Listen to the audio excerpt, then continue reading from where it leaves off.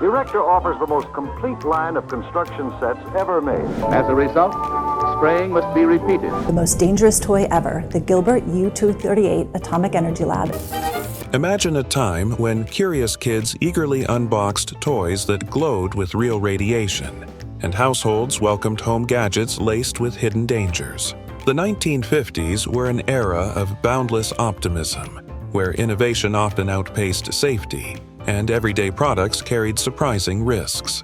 From kitchenware heated by asbestos to pesticides sprayed inside living rooms, these once legal inventions tell a fascinating story of a world much different from today's safety-conscious society. Ready to uncover the curious, the shocking, and the downright risky? Join us as we explore the 25 risky 1950s inventions that were surprisingly legal. In the wild optimism of the atomic age, few toys captured the era's boldness quite like the Gilbert U-238 Atomic Energy Lab, a kit that, remarkably, included actual radioactive materials. Released in 1950 and marketed to young science enthusiasts, the set featured uranium ore samples and allowed children to conduct basic experiments demonstrating radioactive principles using tools like a Geiger counter and cloud chamber. Though intended to educate, the inclusion of radioactive substances, The most dangerous toy ever, the Gilbert U-238 Atomic Energy Lab, is a unique and controversial artifact of scientific exploration from the post-World War II era. even at low levels, would raise serious safety concerns today. Such a product would now be unequivocally prohibited under modern U.S. regulations. The Nuclear Regulatory Commission, NRC, tightly controls the handling and distribution of radioactive materials, while the Consumer Product Safety Commission, CPSC, enforces strict limits on hazardous components in consumer goods. A toy like this, once available through mail-order catalogs, would be barred on multiple regulatory fronts in the present day. But the danger didn't stop at toys. Hair dryers lined with asbestos were common household items. Can you imagine drying your hair with a gadget that contained deadly asbestos? In the 1950s, beauty often came at a deadly price, especially with hair dryers insulated with asbestos, found in salons and households across the United States. These devices, designed to retain heat efficiently, used asbestos linings that could release microscopic fibers into the air when heated. Those fibers are now known to cause mesothelioma, lung cancer, and asbestosis. At the time, the health risks of asbestos exposure were poorly understood. As for the history of asbestos, one of the first examples can be found in Finland some 4,500 years ago. There it was mixed with clay and used to form stronger, more heat-resistant pots. And there were no regulations in place to limit its use in consumer products. Today, a product like this would be considered unacceptably hazardous. The Environmental Protection Agency, EPA, through the Toxic Substances Control Act, TSCA, has banned or severely restricted many asbestos applications, while the Occupational Safety and Health Administration, OSHA, enforces strict regulations to limit occupational exposure. A hairdryer containing asbestos insulation would now be banned from sale and subject to immediate recall. High-vibration belt fat shakers were popular as effortless weight loss machines. Users would stand still while a motorized belt rapidly vibrated their midsection, promising to melt fat without exercise. Though ineffective, these machines were widely marketed and used in salons and homes. Wiggle off the waist. All it does is vibrate in this order? It's for muscle circulation, or blood circulation and muscle stimulation. Today, they're not banned but are considered outdated and largely replaced by more scientifically supported fitness equipment. Any similar modern devices must comply with consumer safety standards set by the Consumer Product Safety Commission, CPSC. Misleading health claims are also regulated by the Federal Trade Commission, FTC, and Food and Drug Administration, FDA. Few hazards were as widespread yet invisible in the 1950s as lead-based paint, which coated everything from household walls to children's toys in vibrant, toxic color. Celebrated for its durability and rich finish, lead paint was extensively used despite mounting evidence of its health risks, particularly to children, who often ingested paint chips through hand-to-mouth contact. Lead exposure is now known to cause developmental delays, learning disabilities, and irreversible neurological damage. Outside, the abatement team removes the lead paint on the house's exterior using only water and scrapers. In the United States, the Lead-Based Paint Poisoning Prevention Act of 1971 began regulating its use in federally funded housing, and a broader consumer ban followed in 1978. The Consumer Product Safety Commission, CPSC, now enforces strict limits on lead content in toys and furniture, requiring manufacturers to meet rigorous safety standards aimed at protecting public health, especially that of children. With the dangers of lead-based paint widely known today, it's hard to imagine a time when it was freely used in toys and homes. What other toxic materials were once considered safe for children? What seemed like innocent backyard fun in the 1950s turned deadly with lawn darts, also known as jarts, heavy, metal-tipped projectiles meant to be tossed toward plastic rings on the ground. Though marketed as family-friendly games, these darts caused hundreds of injuries, including several child fatalities, due to their sharp points and high velocity. As the darts on the box are not the ones that are in the box. Despite early warnings from safety experts, they remained legal for decades.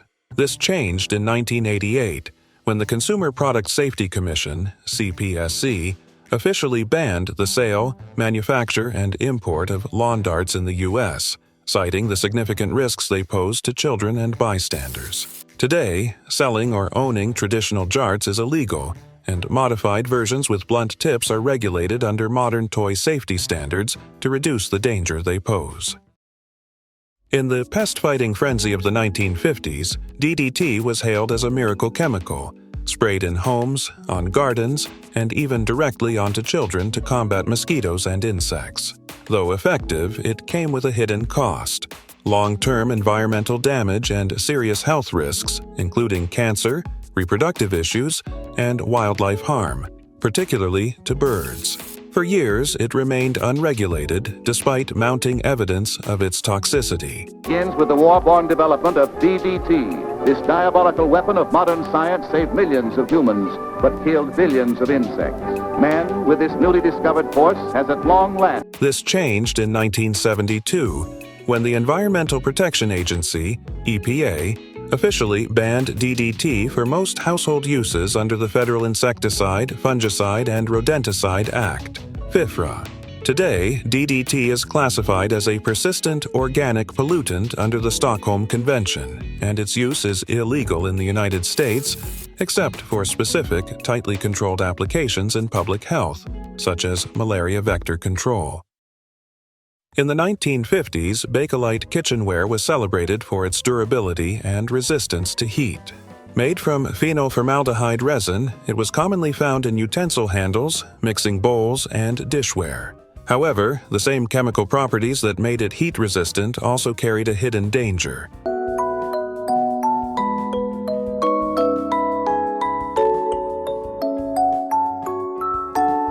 Formaldehyde, a known carcinogen, could leach into food when exposed to high temperatures.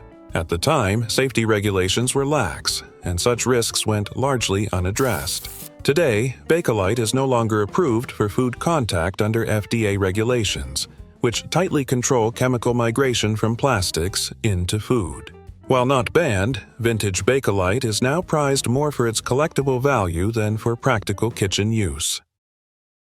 In the 1950s, mercury wasn't just confined to laboratories.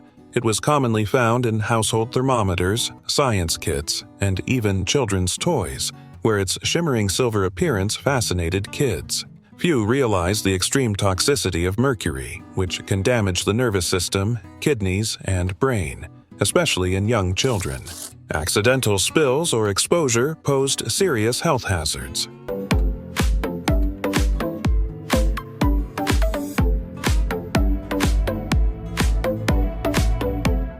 Today, the use of elemental mercury in most consumer products is banned in the United States, with certain exceptions for specialized medical and scientific equipment. The Mercury Export Ban Act of 2008 significantly restricted the trade and use of mercury, while the Environmental Protection Agency, EPA, and Consumer Product Safety Commission, CPSC, enforce regulations that limit or ban its presence in thermometers, toys, and other household items. Safer alternatives are now required for all consumer-facing products. Mercury shimmered in toys and thermometers, deadly yet common. If mercury was popular despite its risks, how safe were the places where our children played? In the post-war era, playground equipment was often designed with durability in mind, frequently using bare metal without considering the risks of heat exposure. On hot summer days, metal slides, swings, and seesaws could reach dangerously high temperatures, leading to severe burns for children. While these playground features were common and legal at the time, here we are in Gotch State Park, Iowa, just south of Humboldt. I think it used to be a county park until very recently. Today's safety standards are much stricter. Though bare metal playground equipment is not outright banned, it is strongly discouraged under Consumer Product Safety Commission, CPSC, guidelines, which recommend using temperature-safe materials for children's play structures. Modern regulations emphasize the importance of non-metal surfaces or coatings that prevent burns, ensuring a safer experience for kids. As a result, most schools and parks now use materials like plastic or wood to reduce the risk of heat-related injuries. In the 1950s, cars were sleek, stylish, and fast, yet surprisingly lacking in basic safety features, particularly seat belts. At the time, there was little awareness of how vital seat belts were in preventing serious injuries or fatalities during car accidents. Drivers and passengers would ride unrestrained, with little thought given to the consequences.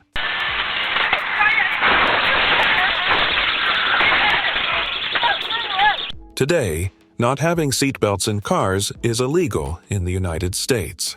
The National Highway Traffic Safety Administration, NHTSA, first mandated front-seat seatbelts for new vehicles in 1968, and all new cars have been required to include functioning seatbelts for every passenger since the late 1960s and early 1970s. In addition, state laws now require seatbelt use, with penalties for non-compliance, reflecting the importance of seatbelts in saving lives and preventing injuries. Back in the 50s, the allure of vibrant, colorful wallpaper often came at an unexpected cost: arsenic. This toxic chemical, once used to create bright green hues, was a common ingredient in many household wallpapers during the era. While arsenic's carcinogenic and toxic effects were known, it was still widely used in home decor, posing a hidden danger to anyone exposed to the material over time. Colour scheme in this room is very calming, appropriate for a bedroom. But we do have one room in the house where the wallpaper is full of colour. Today, the use of arsenic in consumer products like wallpaper is prohibited in the U.S. under various regulations, including the Toxic Substances Control Act, TSCA, which allows the Environmental Protection Agency, EPA, to ban or strictly control the use of hazardous chemicals. As a result, arsenic-laced wallpaper is no longer available on the market, and safer alternatives have replaced it. After discussing arsenic-laced wallpaper, let's consider another controversial product from the 1950s. How did radium-laced health products like face creams ever pass the standards of the day? Radium, a radioactive element, was once touted as a miracle cure, found in everything from face creams to health tonics.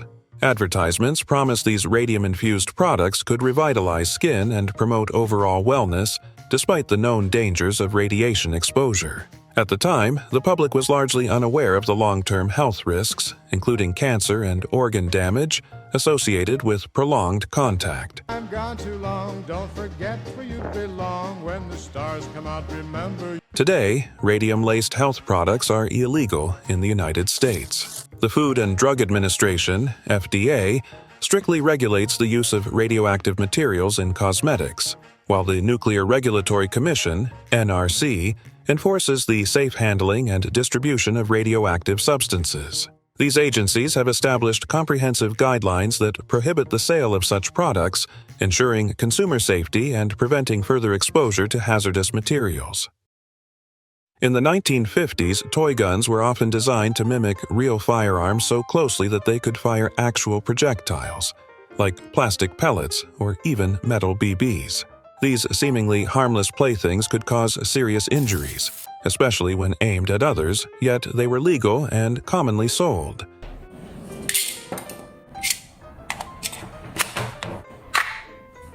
Today, toy guns that fire real projectiles are either illegal or heavily regulated in the United States. The Consumer Product Safety Commission, CPSC, enforces safety regulations that require toys to be non-hazardous, while state firearm laws regulate such items to prevent confusion with real weapons. These laws mandate safety features like brightly colored tips or non-functional projectiles to help prevent injuries and avoid the potential misuse of toy guns in dangerous situations. Shock machines, or electronic muscle stimulators, were marketed as devices that could tone muscles without exercise. These machines used electrical impulses to stimulate muscle contractions, promising effortless fat burning and muscle definition. This app simulator out is honestly crazy. While they were popular in home fitness and beauty salons, modern regulations have severely limited their use. Today, these devices are subject to FDA oversight as Class II medical devices. They must meet stringent safety and efficacy standards, and claims of health benefits require proper scientific backing. The machines are still available but are mostly regulated for therapeutic use rather than general fitness claims. In the 1950s, Benzodrine inhalers containing amphetamines were marketed as a remedy for conditions like nasal congestion and asthma, available over the counter without a prescription. These inhalers had stimulant effects that led to addiction and abuse.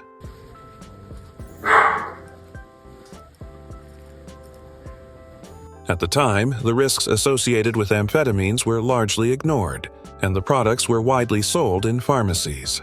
Today, Benzodrine inhalers are illegal for general sale in the U.S., with their active ingredient, amphetamine, regulated under the Controlled Substances Act, CSA, which governs substances that pose a risk of abuse.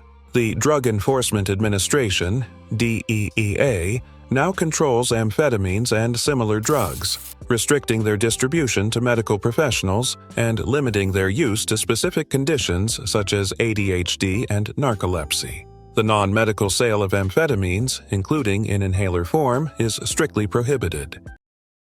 Toy cap guns with real gunpowder or explosive chemicals were once sold in stores, allowing children to simulate gunfire. These toys, designed to mimic real firearms, created loud bangs using explosive materials,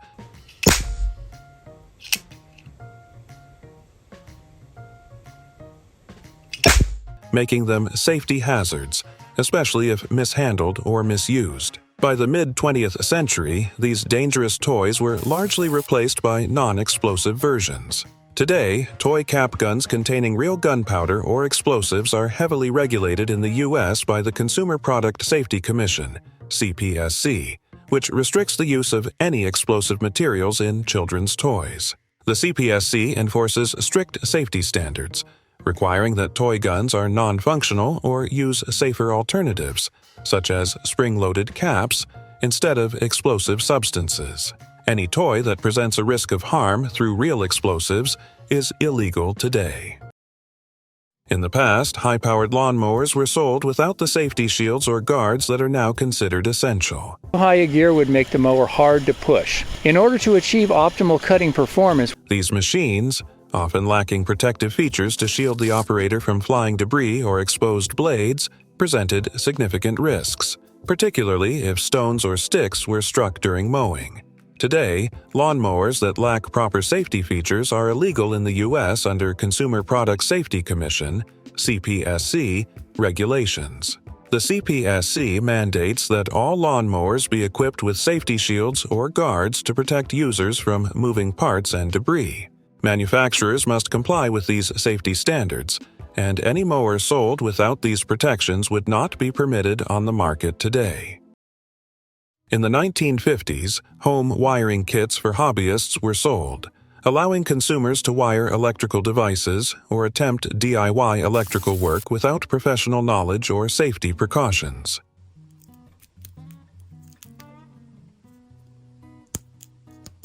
These kits often lacked essential insulation, posing serious risks of electrical shocks or fires. Today, uninsulated home wiring kits are illegal in the U.S. under the National Electrical Code, NEC, which mandates that all wiring must meet stringent safety standards to prevent accidents. Local building codes enforce these standards, ensuring that electrical installations and repairs are performed by qualified professionals. The risks of electrocution or fire from improper wiring have led to the prohibition of such DIY kits in the consumer market. In the 1950s, electric shock therapy devices were marketed for home use, claiming to treat various ailments, including depression and anxiety.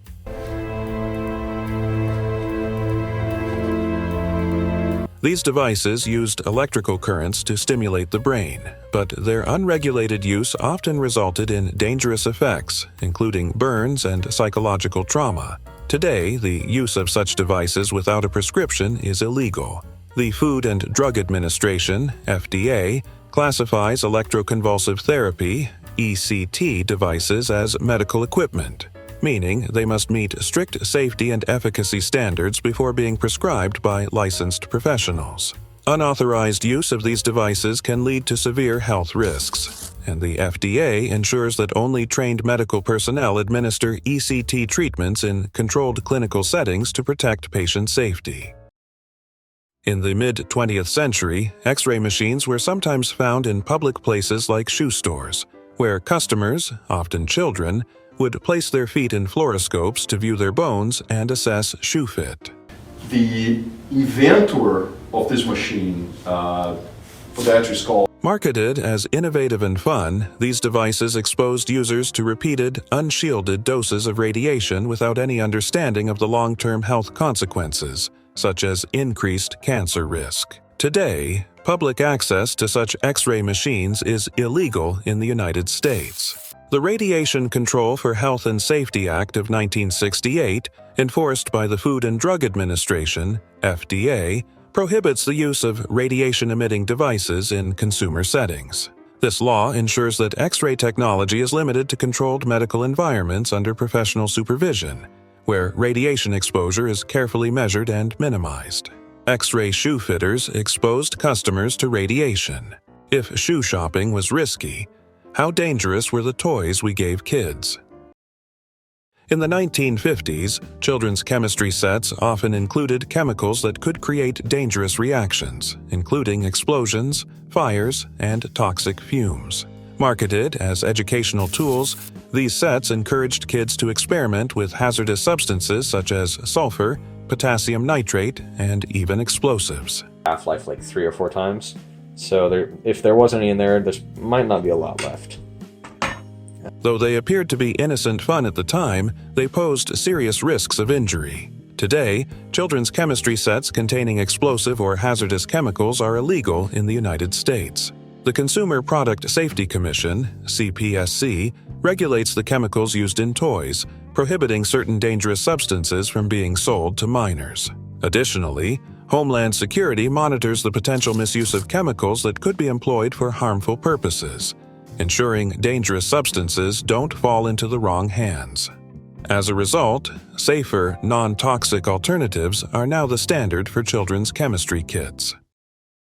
Unvented gas space heaters, once common in the 1950s, used natural gas or propane to generate heat but lacked a venting system to release harmful combustion gases like carbon monoxide.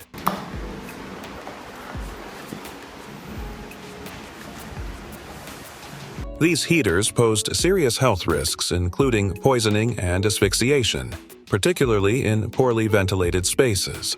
Today, they are heavily regulated or banned in many areas under National Fuel Gas Code, NFPA 54, and International Residential Code, IRC, which require proper venting for all gas appliances. Additionally, the Consumer Product Safety Commission, CPSC, enforces regulations on gas appliances to ensure they meet safety standards and minimize health risks. In the 1950s, blowtorches were marketed to home cooks as a way to add a professional touch to their meals, especially for tasks like caramelizing sugar or browning meringue. These powerful devices were effective but posed significant risks, including burns and fires due to their unregulated design and use in domestic settings. Today, blowtorches for kitchen use remain legal but are heavily regulated. The Consumer Product Safety Commission, CPSC, requires these tools to meet strict safety standards, including features that prevent accidental ignition and reduce the risk of burns. Additionally, labeling laws ensure that consumers are properly informed about safety precautions when using blowtorches. While still popular in cooking, modern blowtorches are designed with the necessary safety measures to protect users. In the 1950s, sleep aids and sedatives like barbiturates were widely available without a prescription and commonly used to treat insomnia and anxiety. While effective at inducing sleep, these powerful drugs came with serious risks, including addiction, overdose, and even death, especially when taken without medical supervision. Why trust in the industry that provides that remedy is accepted everywhere as an established matter of fact. Over time, the dangers became impossible to ignore. Today, barbiturates and similar sedatives are strictly regulated as controlled substances under the Controlled Substances Act, CSA, with oversight by the Drug Enforcement Administration, DEA. These medications are now available only by prescription, and their use is carefully monitored to prevent misuse and reduce the risk of harmful side effects. Sedatives like barbiturates were available without prescription.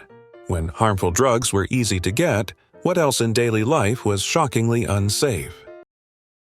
In the early 20th century, radium toothpaste was marketed as a health and beauty product, claiming to whiten teeth and improve overall oral hygiene.